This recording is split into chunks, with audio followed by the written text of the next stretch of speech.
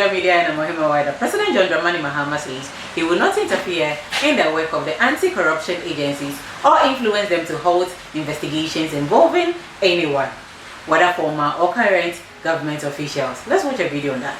We came up strongly and said that if we won the election, we were going to take up the fight against corruption and the issue of accountability of public officers. We're going to take it up very strongly.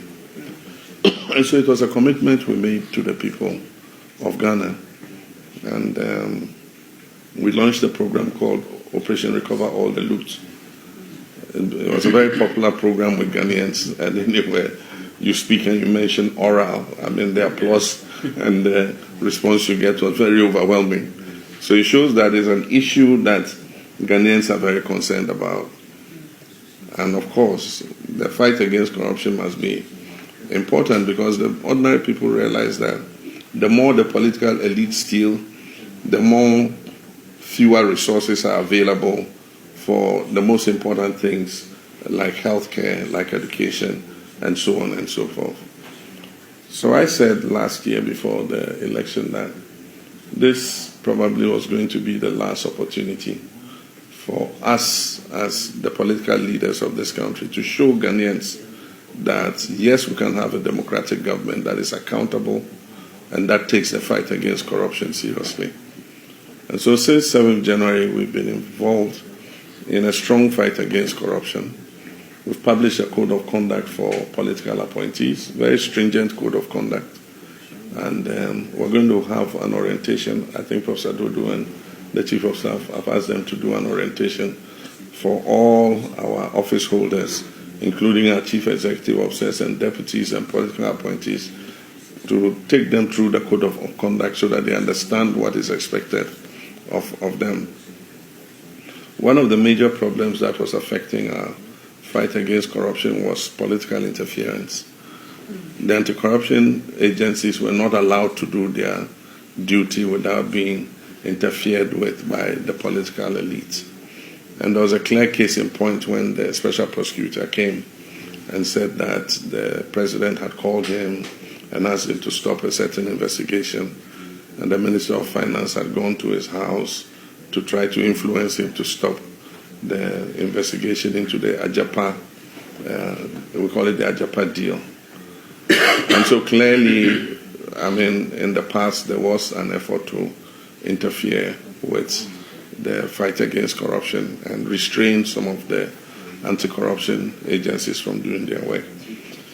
I have told the public and assured my Attorney General and Minister of Justice that I'm not going to interfere in their work, and that if the anti-corruption agencies go after anybody, I'm not going to try and influence them to drop any investigation against anybody, both for those who served in the previous regime, many cases of which we are currently investigating. We set up the oral committee. It identified 33 cases, and it was handed over to the Attorney General, and he's created special investigative teams to investigate each of them.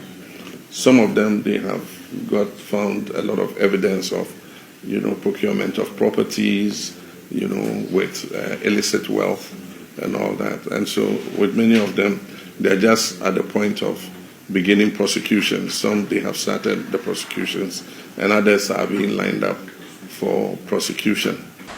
The Vice President of Ghana, Professor John Okogwajaman, speaking at the African Union Advisory Board Against Corruption Conference at the Accra International Conference Center, outlined the government's multi-pronged approach to revitalize Ghana's anti-corruption architecture. She further stated that Ghana has the opportunity to reclaim its position as the continental leader in accountability reforms. Let's go and watch a video on that as well. Let us consider the commitment of the Mahama administration. His Excellency President John Dramani Mahama has demonstrated his commitment to revitalizing Ghana's anti-corruption architecture. Operation Recover All Loot, or ORAL, is an effort to send a clear message that corruption will not be tolerated. the launch of a comprehensive code of conduct for all presidential appointees establishes clear ethical standards from the highest levels of government. His commitment to reviewing the 1992 Constitution to make it fit for purpose to meet our current governance challenges is yet another demonstration of the President's commitment to fight against corruption.